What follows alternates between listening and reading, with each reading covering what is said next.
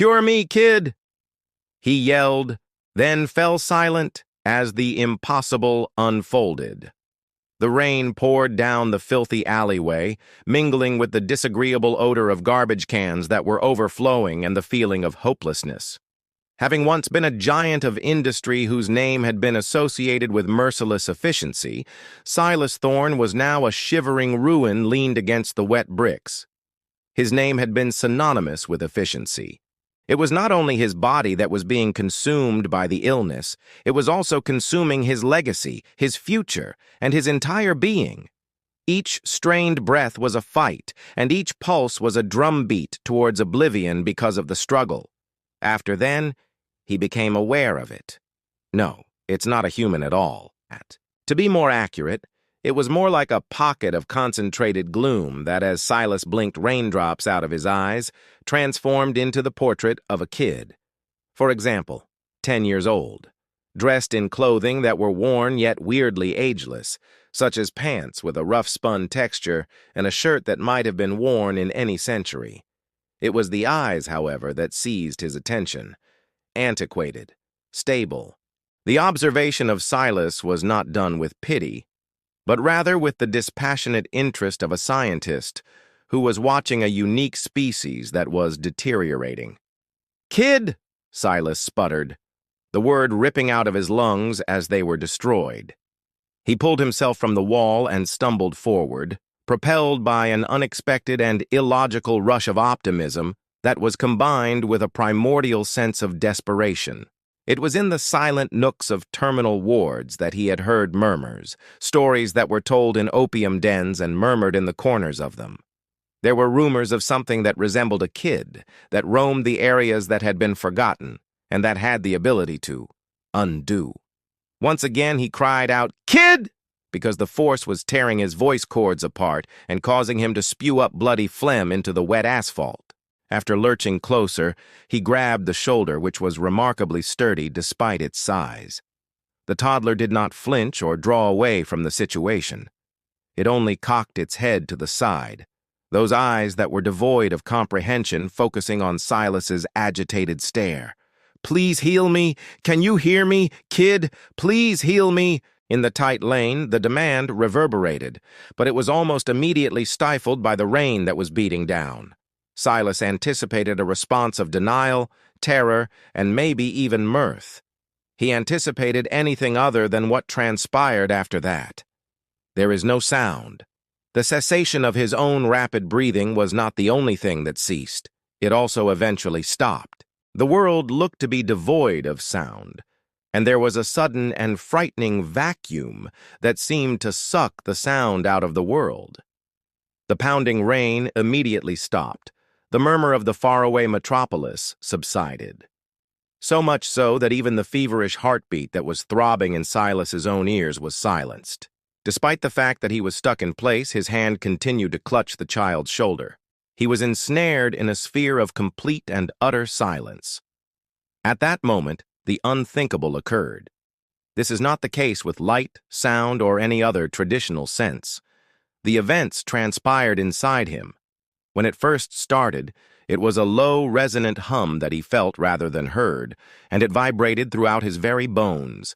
A peculiar warmth that was not unpleasant began to radiate outward from his stomach and quickly traveled throughout his body. The dread and astonishment in his gaze caused him to stare down toward the ground.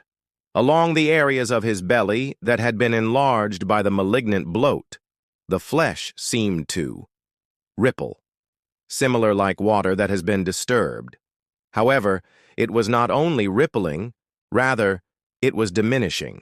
There was a discernible reduction in the abnormal swelling, which resulted in the contours returning to a more typical appearance. It was as if the excruciating pressure that had been there in his chest for many months suddenly disappeared. I had the sensation that a crushing weight was dissipating. A deep, pure, and painless breath was drawn in by him as he gasped for air. First time in many years. The raging burning that was in his throat began to subside. In a matter of minutes, limbs that had been fading away previously suddenly experienced a burst of strength, which was true muscular strength. A surge of color invaded his pale cheeks. After releasing the child's shoulder, he fell backwards and stared at his hands. His hands, which had been skeleton and speckled with liver only a few moments before, were now significantly firmer. The skin was tightening, and the trembling had disappeared. By God, it's gone? Despite the deep quiet that pervaded the bubble, Silas spoke in a hushed whisper, his voice being powerful and unmistakably audible. When he touched his face, he felt smooth skin appearing in the areas where lesions had been. The sound of his laughter was one of undiluted, unmitigated astonishment and a growing sense of delight. It's no longer there. You have succeeded. I was healed by you. He expected the youngster to show thankfulness, wonder, or something else as he stared at them. However, the eyes of the old had nothing but a deep and unnerving sadness. Not in the direction of Silas, but rather in the direction of the empty space next to him. The infant lifted its own little hand with the palm facing outward. At that moment, Silas caught a glimpse of it. It was not with his eyes, but rather with a sensation that had been just reawakened by the difficult deed. While he was standing there, a shimmering cloud that resembled heat started to form. The substance became more dense, acquiring shape and a horrifying level of detail. He was the first to be affected by the odor, which was not the deterioration of the alley, but rather the cloying odor of gangrene and stale perspiration, the unmistakable odor left by the plague. Suddenly, a person formed, flickering like a hologram that had been improperly calibrated. The face of the guy was a horrible mask of weeping buboes, and his skin was blackened and peeling. He was dressed in shabby peasant clothes from the 14th century. His breath was a wet, rattling death rattle that nevertheless managed to break the quiet. He was slumped over in misery the whole time. In his eyes, which were filled with millennia of unspeakable sorrow and a fervent, silent cry, he gazed straight at Silas.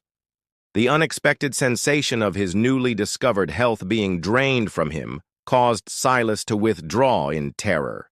He spat out in a choking voice. What is this?" The voice of the kid was not characteristic of a child at all.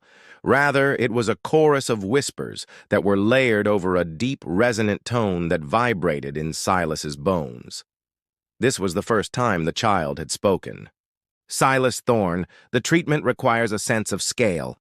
In other words, the entropy of your illness is unmade. Entropy, on the other hand, cannot be negated. Only moved locations." The youngster made a motion in the direction of the shivering victim of the plague. "The balance is anchored by his pain, which is derived from the time of his extreme sorrow. You are able to live because of his death." The sound of the peasant's moan was one of unadulterated, unending misery. It was not a hostile gesture. Rather, it was a beseeching one, as if Silas might help him in some way. He extended a skeleton hand that was blackened and stretched toward Silas. Silas was overcome with a sense of horror that was unlike anything he had experienced before when confronted with his own mortality. It was not a miracle that healed him. It was via temporal theft that he was healed. He condemned another soul who had been dead for a very long time but was suffering forever at its point of greatest torment to carry the load that he had released. But send it back. Despite the fact that the euphoria of health was dissipating in his mouth, Silas appealed. "Put an end to it. Whoa, I had no idea." "The exchange is woven," the child entity intoned, its anguish becoming deeper. "The thread is cut in his time, knotted in yours," the child entity said. "Once again, his destiny is predetermined. The basis of your breath is the anguish that he has endured." The bubble of quiet began to undulate. It was a murmur in the distance at first, then the noises of the rain-slicked alley started to make their way back in.